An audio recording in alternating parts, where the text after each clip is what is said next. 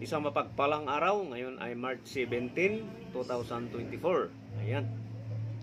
So, ang aking content ngayon ay magbabahagi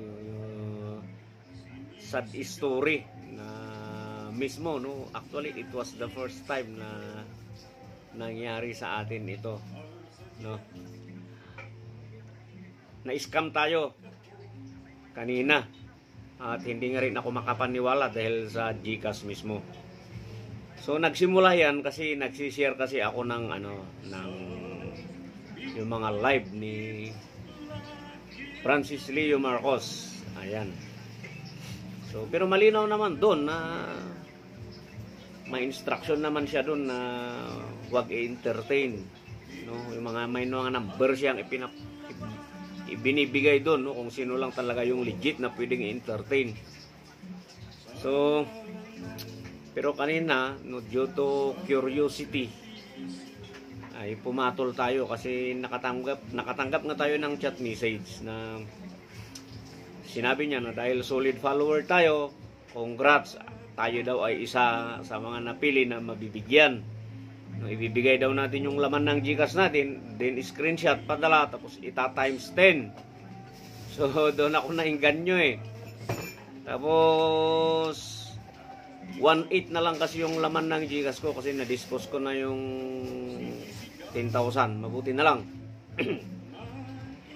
Kaya, curiosity, subukan ko nga ito kung totoo. At yun, no, ini-screenshot ko yung GCash ko, tinignan ko naman dun, wala naman sensitive information doon sa screenshot kasi chinik ko naman. Kasi nandun na talaga, una pa lang nandun na sa thinking ko na scammer. Challenge ko pa nga yung chat eh, na scammer, pero maganda kasi yung ano niya, maganda kasi yung sagot niya. So, sinend ko. Then yung details, yung GCash number, yun yung nag-aalanganin ako. Pero ang alam ko naman kasi sa GCash, secured yan, no, hanggat hindi mo sinishare yung OTP. So, nagpatuloy ako, GCash number ko, pangalan, address. Pero yung birth date ko, hindi ko binigay, ibang birth date ang binigay ko. Yun nga lang, parehas lang na taon. Kasi alanganin nga din ako, nandun yung agam-agam ko. So, tapos ininganyo pa ako na kunwari, siyempre gagamitin daw sa maganda yung pera. Pero sige, nag-proceed ako. So, nagsabi siya na may tatawag na staff. No, dito ako nakalimutan ko yung advisory nila eh, na sa na may mga number lang silang ginagamit. Dito sa Messenger.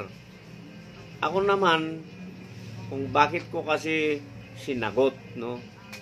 Dahil nga sa curiosity. Tapos doon na niya ako binigyan ng instruction. No? Ganito ang ginawa niya. Sinabi niya. No, may mga command na ginawa siya para hindi mapatay. Hindi mapatay yung usapan namin sa Messenger at nagkaroon ako at the same time ng pagkakataon na buksan yung GCash ko.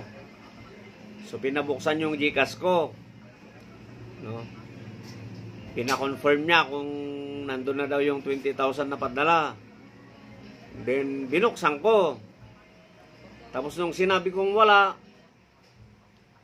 inulit siya, paki-log out. Binigyan niya pa ako ng instruction na ila-log out. Then, nilog out ko. Tapos, binuksan ko ulit. Kasi yun yung instruction. Wala pa rin. Tapos, tinanong niya kung may na-receive akong SMS. Siyempre, may na-receive ako. Hindi ko lang naman napansin. Kasi ang nakalagay doon, huwag ibigay yung code. Siyempre, hindi ko talaga ibinigay yung code. Hindi ko naman, advisory yun na galing sa GCash. Now, tinanong niya ako kung may hawak pa akong pera, no? Actually, wala naman akong hawak na pera na talaga. Pero sinabi ko, kasi nandun na yung thinking ko na na scam yun. Sinabi ko na meron pa akong 3.5. So, Ito na, inutusan ako na gagawa ng paraan na mapadala sa nearest kasi meron ba dyan. Ang sabi ko, malayo yung pagpadalhan ng GCash. Tapos, nagbigay ako ng kasagautan na antayin mo na lang, padadala ko yung 3.5. Pero nandun na sa isip ko na scam na yun kasi magpapadala Pero hindi ko pinahalata. Ang problema lang kasi dapat pala umuuna lang ako na antayin. Nakahalata siguro. Right away, sabi niya kasi huwag ibaba.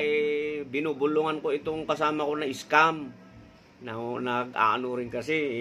Iwan ko kung narinig niya. Pero immediately after yung conversation namin na yun, binuksan ko na yung GCash kasi ang nasa thinking ko, itatransfer ko na yung 1.8 na pira ko doon sa GCash ng kasama ko. No? Kasi nandun na baka madali ako, nandun yung thinking ko. Tapos, pagbukas ko ng GCash ko, wala na nga talaga. Sinimot niya na yung 1.830. So, ang bilis. Tapos, chinik ko yung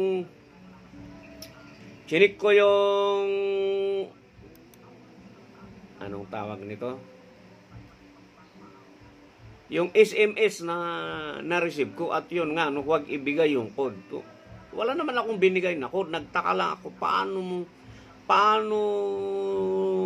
nakuha siguro yung pagbukas ko at pag-open ko. Dahil alam na nila yung number ko. Ayan. So wala na. Sayang din, 1.8 pero ganun talaga. Pero kung more than mga 5,000 siguro, hindi talaga ako susugal doon. Wala naman na kasi akong bayarin. Nakapagbayad na ako, na-dispose ko na nga yung ano ko. Kasi ang rason niya nung bakit ka hindi pumapasok?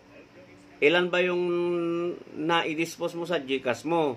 Talagang nakapag-dispose na rin ako siguro, nasa 18,000. No? Baka nga hindi lang yung buwan, itong buwan ng March, baka hindi lang, kaya yun din yung iniisip ko, kaya hindi pumasok, kaya medyo corroborating din yung circumstances Ngayon, chinik ko, naging online payment, yung successful yung online payment, at ang ginamit nila is yung Tweak Inc., yung Tango Whiskey Eco Charlie Inc., yan, doon pumasok yung aking pira, yun yung ginamit nila. Yan. So, chinik ko na rin. Kasi ito nga, na-find out ko nga na uso na pala yung ganitong parang 2023 pa nagsimula. Yung unauthorized transaction or phishing na sinasabi. Na ganun pala yung diskarte. So, ngayon ko lang din na-find out na hindi pa rin pala talaga safety, Safe naman ang GCash, pero pag nakikipag-transaction ka talaga ng ganito, talagang makukuha nila, Kasi yun naman kasi yung advisory, na huwag ibigay yung OTP. Wala naman akong binibigay na OTP. At actually, hinabol ko nga, sinubukan ko ng habulin na i-transfer yung pira kasi nandun na yung ko na scam kasi humingi na nga pero ganon talaga, hindi na nahabol. Kaya lesson learned, at of course, kaya blinag ko na to, at least sana ma-reach out yung iba na huwag na lang talagang huwag na lang papatol. Maraming tayo, pati yung mga love scam na ginagawa sa yung mga tropa natin na na anticipate naman natin yon. Pero ito siguro talagang lang ako kanina, nandun na yung ko nandun na yung isip ko nung una pa na scam, pero ba't din na ako sa bagay, wala na rin kasi ako talagang bayarin, kaya sabi ko nga isugal ko nga ito. Pero ang mali ko dun, dapat nag-dispose na lang ako, ginawa ko lang 300, sana yung laman. Biruin mo, akalain mo papatulan pa yung 1.8, pero siyempre malaking pira pa rin yun, kahit paano para sa atin. So yun yung nangyari ngayong araw. Kaya mag-ingat-ingat, no. Maraming sumasabay doon sa programa na ginagawa ni Marcos, sinasabayan siya, no. So tama din naman, sundin na lang natin yung no, yung legit lang na number na ginagamit, no. Wag wag tayong mabuyo, no, sa no. At isa pang pala, may instruction siya doon yung tumawag sa akin, ay yung nag-chat bago tumawag na off camera. Ako naman, yun, nagpauto. So lesson learned na lang, no. Sad stories, another sad stories na kailangan nating tanggapin kasi wala naman kung hindi naman natin tatanggapin, lalo lang tayong mabuburyong. So yun yung nangyari kanina, at hopefully makarating ito sa mga ibang tropa, no, para makaiwas, no. Huwag na lang ibigay yung number. Ako, sinadya ko pa talagang mali yung birth date na ibinigay kasi nandun na yung thinking ko, pero nakuha pa rin, no. Kaya that's it, no. So yun lang, no. Muli, isang mapagpalang araw.